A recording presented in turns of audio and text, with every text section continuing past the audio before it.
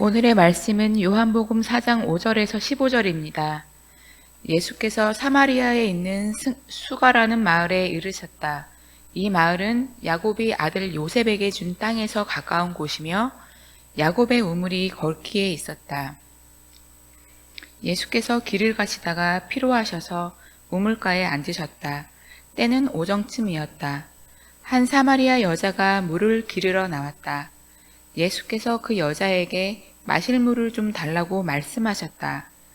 제자들은 먹을 것을 사러 동네에 들어가서 그 자리에 없었다.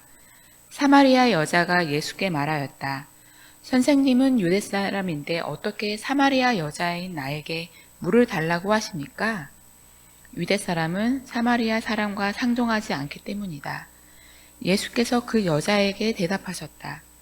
그대가 하나님의 선물을 알고 또 그대에게 물을 달라는 사람이 누구인지를 알았더라면 도리어 그대가 그에게 청하였을 것이고 그는 그대에게 생수를 주었을 것입니다. 여자가 말하였다. 선생님에게는 두레박도 없고 이 우물은 깊은데 선생님은 어디에서 생수를 구하신다는 말입니까? 선생님이 우리 조상 야곱보다 더 위대하신 분이라는 말입니까? 그는 우리에게 이 우물을 주었고 그와 그 자녀들과 그 가축까지 다 이 우물의 물을 마셨습니다.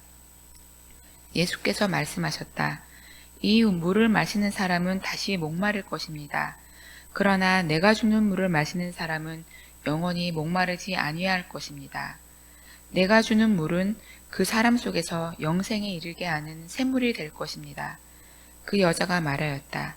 선생님, 그 물을 나에게 주셔서 내가 목마르지도 않고 또 물을 기르러 여기까지 나오지도 않게 해주십시오. 아멘. 지난 주일 예배 중에 이런 일이 있었습니다. 앞에 앉으신 분들은 모르셨을 텐데, 어떤 처음 보는 남자분과 여자분이 아마 이것도 쉽게 말하면 부부처럼 보이는, 그러나 알 수는 없는 그런 분이 두 분이 앉아 계셨어요. 뒤쪽에 앉아 계시다가 뭐 인사를 할 수는 없었습니다. 예배 시작한 다음에 들어왔기 때문에. 근데 이 강론을 하는데, 강론 중에 이제 종교다원주의에 대한 얘기를 좀 했잖아요. 그랬더니 슬그머니 일어나서 나가시더라고요. 그래서 이게 마음에 안 들었나 보다. 종교다원주의에 대한 얘기가 그러니까 알아보지 않고 온 거죠. 우리 교회에 대해서 알아보지 않고 오셨던 모양이에요. 그래서 나가셨어요. 그래서 그 일을 겪고 이번 주부터 종교다원주의에 대한 얘기를 몇 번 해야 되겠다, 이렇게 생각을 했었어요. 그때는 너무 짧게 얘기했으니까. 그러다가 오늘 우리 조혜경 교우가 못 나왔고 이 향미 교우가 반주를 하는데, 오늘 복음성가를 우물가의 여인을 하자고 그러시더라고요. 그래서 즉흥적으로 바꿨습니다. 오늘 이 요한복음 4장을 읽고 얘기하기로. 뭐 즉흥적이라고 너무 이렇게 계획이 없는 거 아니야라고 야단하셔도 할 수 없어요. 가끔 이렇게 즉흥적인 일을 벌이곤 합니다. 하기야 이걸 흔히 교회에서는 하나님의 영을 받아서 이렇게 한다고 얘기하죠. 근데 저는 어쨌든 즉흥적으로 그렇게 결정을 했고, 그러고 보니까 왜 그렇게 즉흥적인 결정을 했냐 하면 이 내용이 사실은 굉장히 중요한 내용입니다. 그리고 예수님이 어떤 한 개인을 만나서 벌어진 사건이 이렇게 길게 서술된 예가 별로 없어요. 오늘 15절까지 읽었는데 그 일부만 읽은 겁니다. 그 이후로도 계속 이야기가 이어진단 말이죠. 근데 그 이어지는 이야기들이 오늘 얘기도 마찬가지지만 굉장히 중요한 신앙적인 내용을 담고 있는 그런 대화입니다. 그래서 얼마든지 좀 길게 자세하게 얘기할 수 있는 그런 내용이죠. 오늘 강론의 제목이 국어라는 초월자. 멋있죠? 제가 제목을 좀 잘 붙이는데 이건 제가 붙인 제목이 아닙니다. 이건 100% 표절입니다. 누구의 표절이냐 하면은 제 선생님 고 안병무 선생님의 표절입니다. 이 제목으로 나온 책도 있어요. 근데 이 제목으로 강론하신 내용이 옛날에 현존이라는 잡지, 아주 조그만 잡지가 있었는데 그 잡지에 실렸는데 나중에 전집을 만들면서 그 글을 다 끌어모아서 전집을 만들었어요. 그 중에 이제 강론에 해당하는 책이 한 권으로 나왔는데 그 책 제목도 바로 이겁니다. 국어라는 초월자라는 제목입니다. 제가 이 제목을 좋아해서, 그리고 이 국어라는 초월자라는 제목이 바로 요한복음 4장의 말씀 가지고 강론한 것의 제목이거든요. 그래서 그대로 갖다가 표절을 한 겁니다. 이 강론은 안병문 선생님이 70년대에 하신 거예요. 오래됐죠. 그러니까 70년대면 뭐 한 50년 전이잖아요. 근데 그 강론을 읽어보면은 70년대 분위기가 물씬 납니다. 그리고 또 안병무 선생님의 톤이 느껴져요. 저는 많이 들었으니까 요렇게 말씀하셨으려니 하고 그렇게 짐작이 되게, 글을 읽으면서도 그렇게 짐작이 되는, 그려지는 그런 글입니다. 70년대는 제가 몰랐기 때문에, 이분을 몰랐기 때문에 이 얘기를 직접 들어본 적은 없고요. 그때 당시에 어떤 느낌이냐 하면은, 보통 예수님을 하나님의 아들, 신, 하나님, 이걸 강조하잖아요, 교회에서는. 그냥 보통 사람이 아니라 이분은 그냥 하나님의 아들이었다, 신이었다, 이렇게 강조하는데, 이 글은 그 반대편을 강조합니다. 인간적인 면모, 인간 예수, 사람 예수. 몇 구절만 제가 인용하면 이렇습니다. 배고픈 줄 아는 초월자. 이 초월자는 피곤했다. 이 초월자는 목이 말랐다. 그는 생리학적 요건을 초월할 수 있는 초월자는 아니다. 인간이 가진 한계를 그대로 지니고 느끼고 울고 웃는이다. 이 초월자는 물을 길러 온 여인을 보고 물을 좀 달라고 한다. 국어라는 초월자. 먼 보행에서 피곤하고 우물에 걸터 앉은 이 나그네. 이 여인의 말대로 하면 한 유대 사나이. 목이 말라서 물을 좀 달라는 이 나그네에게서 초월자를 보는 파라독스. 이 나그네는 그의 생의 극치인 십자가상에서도 내가 목마르다라고 했다. 이런 대목이 있습니다. 말씀드렸듯이 이 예수님과 사마리아 여인이 만난 이야기에는 매우 중요한 내용들이 담겨 있습니다. 물 한 사발을 달라고 하는 청하는 것으로부터 이야기를 시작해서 여인의 남편에 관한 이야기로 넘어가고, 또 거기서 하나님께 예배드리는 방식에 대해서, 어디서 어떻게 예배드릴지에 대한 얘기로 넘어가고, 마지막에는 메시아, 구세주에 대한 얘기로 마무리됩니다. 이게 그러니까 중요한 신앙의 내용들이 여기 다 담겨 있는 거예요. 그리스도교의 가장 중요한 교리, 가르침, 신앙 고백의 내용이 다 들어있는 거죠. 예수님은 아마 유대에서 지금 당신의 고향인 갈릴리로 가는 중입니다. 유대가 가장 남쪽에 있고 그 다음에 사마리아 지방이 가운데 있습니다. 그리고 그 위에 갈릴리 지방이 있는데 예수님은 갈릴리 출신이에요.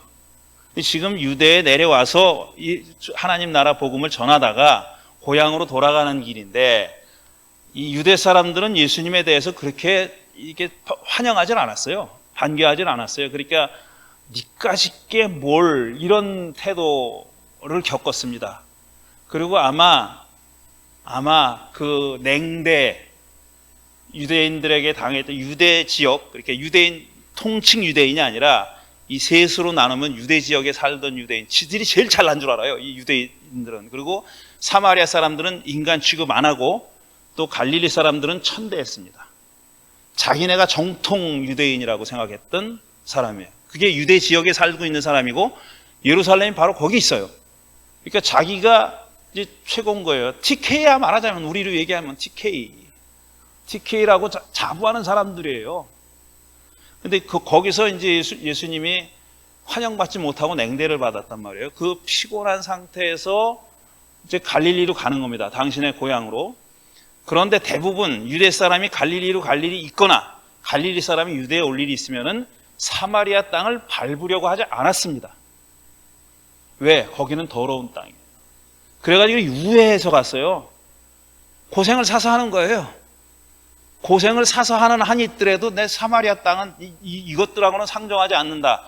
지금 이 요한복음 기자도 괄호 안에 원래 유대인하고 사마리아 사람은 상종하지 않았다고 설명을 붙여놨잖아요. 그런 상황이었습니다. 그러니까 유대 사람들은 사마리아 사람들에게 깔봤던 거죠. 그래서 보통은 우회해서 사마리아 땅을 밟지 않고 돌아가는데 예수님은 그러지 않고 사마리아 땅으로 들어가신 겁니다. 수가라고 하는 동네로 들어가신 거죠. 이게 지역 차별이 대한민국보다 심하면 심했지 덜하지 않았어요.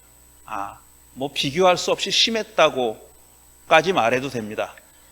요즘은 그런 지역 차별이 많이 우리 한국에서 많이 옅어졌죠. 그건 사실이에요. 그거는 광주항쟁을 거치고 나서 그 다음에 김대중 대통령 시기를 거치고 나서 많이 달라졌습니다. 정말 많이 달라진 건 사실이에요. 그런데 그 전에는 정말 눈 뜨고 못 볼 지경이었죠. 근데 얘네들은 이자들은 더하면 더했지 덜하진 않았어요. 아예 땅을 밟으려고 하지 않았으니까. 그런데 예수님이 이런 지역 차별 의식이 강한 그런 현실 속에서 그냥 거침없이 사마리아 땅으로 들어가신 겁니다. 근데 왜 유대인들이 사마리아 사람들을 이렇게 차별했느냐 하면은 이것도 자기들은 역사적으로 정당성을 끌어오긴 하는데 사실 이치에 맞지는 않아요. 왜 그러냐면 이스라엘이 남북으로 나눠져서 각각 아시리아 제국과 그 다음에 이 바벨론 제국에 멸망당합니다. 북이스라엘은 아시리아 제국의 기원전 720년경에 멸망당했고 남쪽 유다는 586년에 멸망당했어요. 근데 남쪽은 이미 아시리아가 망하고 바벨론이 들어온 다음에 바벨론에 망했단 말이에요. 근데 아시리아하고 바벨론하고 정책이 좀 달랐어요. 그 식민지 정책이, 제국주의 정책이 좀 달랐던 게 아시리아 사람들은 저항을 못하게 하려고 자기들이 지금 잡아먹었는데 이 피식민지 사람들이 저항을 하면 안 되니까 이민 정책을 썼어요. 거기 사는 사람들은 딴 데다가 데려가다가 막 흩어놓은 거예요. 그리고 그 지역에 딴 사람들을 데려가 거기다 심어놨어요. 그러니까 이스라엘 사람 아닌 사람들을 심어놨어요. 그러니까 말하자면 피가 섞인 겁니다. 근데 유대인들은 남쪽 제국의 유대 제국은 바벨론이 멸망시켰는데 그런 정책을 쓰지 않았어요.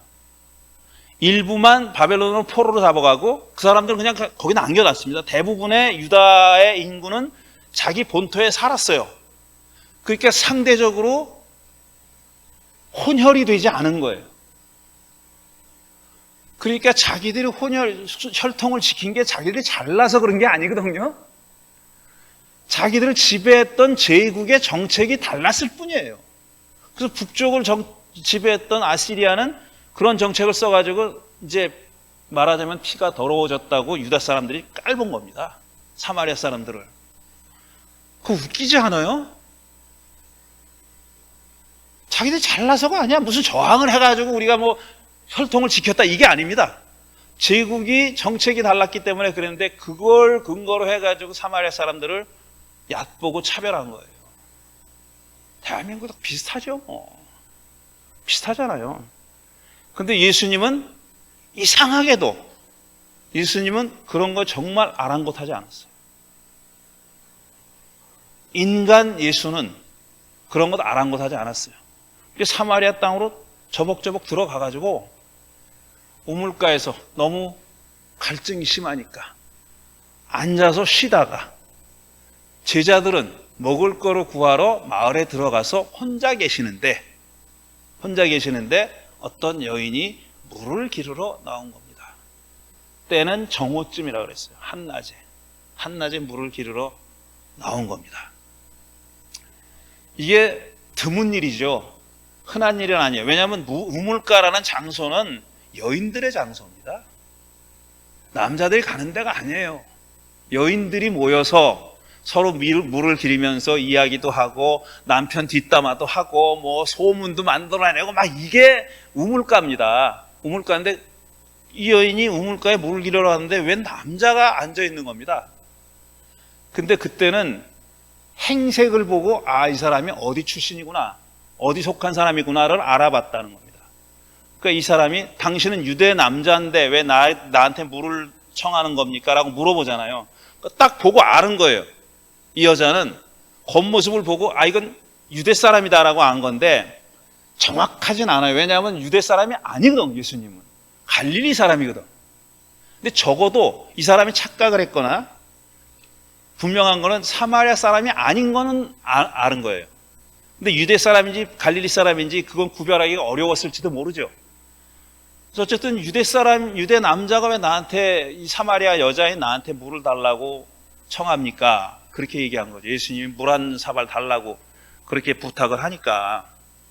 그러니까 예수님에게는 이게 어떤 그 사마리아 여인에 대한 차별 의식 같은 게 전혀 없었던 거예요. 그리고 안병무 선생님의 말씀 맞다나 너무 목이 마른 거야. 초월자가 국어를 하지 않으면, 물 한 사발 국어를 하지 않으면 안 될 정도로 그렇게 목이 말랐던 겁니다. 그래서 말을 거신 거죠. 근데 이 일 말고도 예수님은 유대 사람이 들으면 기절초풍을 하고 분노할 만한 말씀을, 비유를 하신 적이 있는데 그게 선한 사마리아 사람의 비유입니다.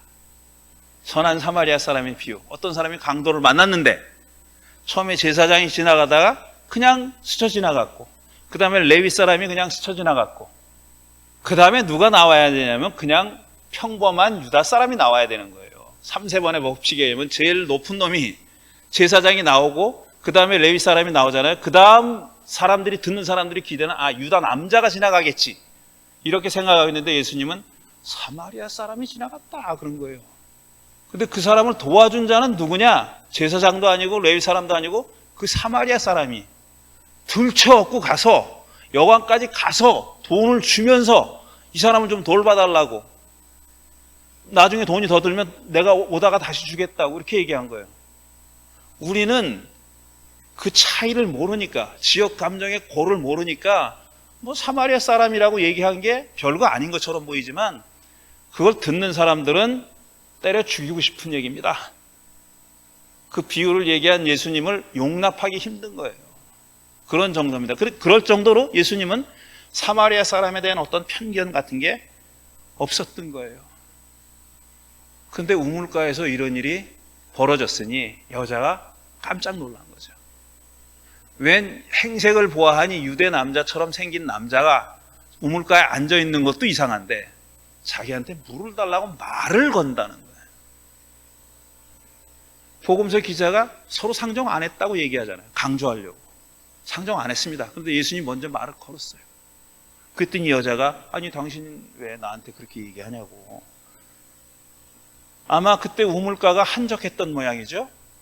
정오쯤이라 그랬으니까 이걸 가지고 또 많은 사람들이 상상의 나래를 펴니다.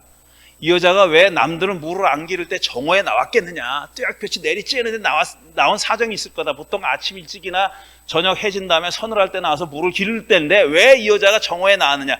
그 다음에 당신 남편을 데리고 오시오 그러잖아요. 그러니 이게 이 여자를 부정한 여자로 만드는 거예요. 부정한 여자였기 때문에 사람들의 시선이 따가워가지고 사람 많을 땐 물길로 못 나오고 낮에 나왔다 이렇게 얘기하는데 그건 맞지 않는 말이에요. 왜냐하면 나중에 이 여자가 마을 사람들을 데리고 옵니다. 여기 이상한 사람 만났다고 다 와서 보라고. 그럼 부정한 여자가 마을 사람들 야 와봐 그러면 옵니까? 안 오지. 그러니까 이 여자를 악마화하려는 시도예요. 그건 맞는 말이 아니에요. 앞뒤가 안 맞아요. 이 여자가 왜 낮에 나왔는지는 우리는 알 수 없어요. 하지만 낮에 나왔어요. 근데 우연히 겹치면 필연일 수도 있죠. 필연적으로 둘을 만나게 하려고 그랬는지도 모르겠어요. 둘이 그렇게 만나게 된 겁니다. 물을 청했고 왜 유대 남자인 당신이 나한테 물을 달라고 합니까? 그랬더니 예수님은 다짜고짜 뭐라고 얘기했냐면은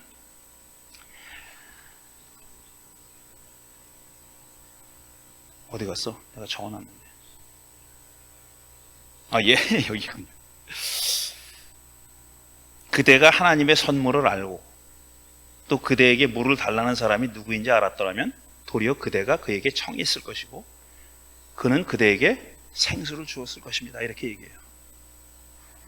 느닷없이 물 한 모금 달라고, 물 한 사발 달라 그러는데 이 사람은 이분 예수님은 뭐라 그러냐면 그대가 하나님의 선물을 알았더라면 이렇게 얘기해요. 그대가 하나님의 선물을 알았더라면, 그리고 그대에게 물을 청하는 내가 누군지 알았더라면 오히려 그대가 나에게 물을 청했을 것이다. 이렇게 얘기해요. 무슨 말인지 알아듣겠어요? 우리도 모르겠어요. 무슨 말인지. 여기까지만 읽으면 무슨 말인지 모른다. 이 여자가 모르는 건 당연하지. 그러니까 이 여자가 무식해서가 아니에요.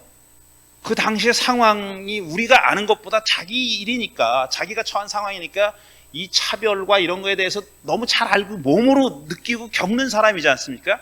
그러니까 이 사람이 유대 남자가 이렇게 얘기하는데 무슨 말인지 못 알아듣는 게 당연합니다. 그래서 못 알아들었어요.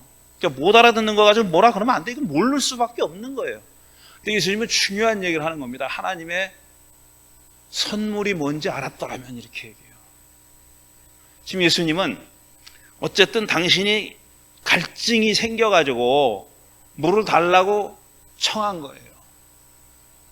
이 몸이 물을 요구하니까 물을 달라고 청했는데, 그렇게 여자를 만나고 나서 한 걸음 더 들어가는 얘기를 지금 시작하신 거예요. 근데 결론적으로는 그 얘기가 너무 어려워. 요한복음 다른 데서 유대 사람들이 이렇게 불평하는 얘기를 전합니다. 예수가 하는 말이 너무 어려워서 사람들이 못 알아들었다 그래요. 이 케이스 말고 다른 데서 그렇게 얘기합니다. 근데 이 케이스가 바로 그런 경우죠.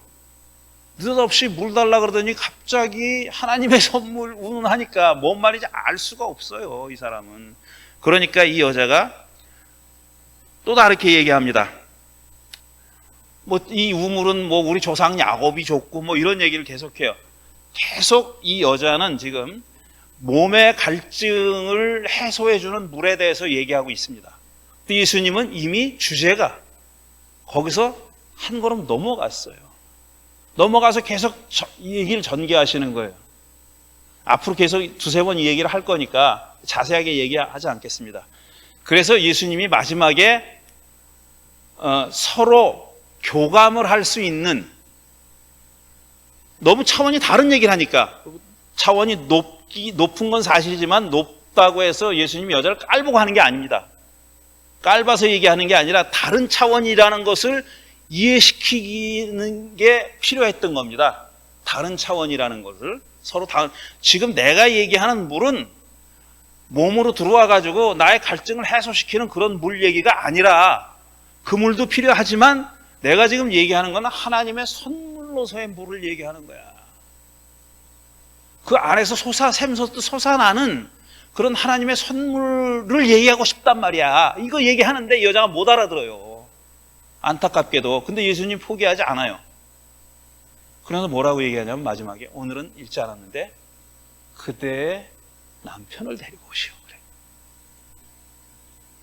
그대의 남편을 데리고 오시오. 갑자기 물 얘기하다가 남편을 데려오라. 이거는 이제 예수님과 여자가 이 서 있는 자리를 맞춰보려고 하는 거예요. 갑자기 이혼이나 남녀 관계 얘기로 뛰는 게 아니라, 주제를 바꾼 게 아니라, 이걸 맞춰보려고 예수님이 다른 얘기를 꺼내신 거예요. 결국 예수님이 하려고 하는 얘기는 뭐냐면은, 사람이 이 목구멍으로 넘어가는 물만으로 사는 게 아니라 속에서 샘솟듯 솟아나는 물로 사는 거다. 사람이 빵으로만 사는 게 아니라 하나님의 말씀으로 산다고 했듯이, 우리의 갈증은, 우리 전 인격의, 우리 인간의 갈증은 이 목구멍으로 넘어가는 물만 가지고 해소시킬 수 있는 게 아니라, 그거는 결국 다시 목마른다. 그렇지만 속에서부터 물이 솟아나오면은 그런 갈증은 느끼지 않는다 라는 얘기를 하고 싶은 거예요. 그래서 그 얘기를 하기 위해서 그대의 남편을 데리고 오시오, 그렇게 얘기한 겁니다. 그 얘기는 다음 주에, 전편의 마지막 장면, 그 얘기는 다음 주에 하겠습니다. 그리고 그 다음 주에는 계속 예배하는 얘기, 메시아에 대한 얘기 이어집니다. 그 얘기를 토막토막 끊어가지고 나중에 다 연결해 보도록 하겠습니다. 한 달 걸릴 겁니다. 앞으로. 오늘은 여기까지만 하겠습니다. 잠시 드린 말씀 생각하면서 명상하는, 묵상하는 시간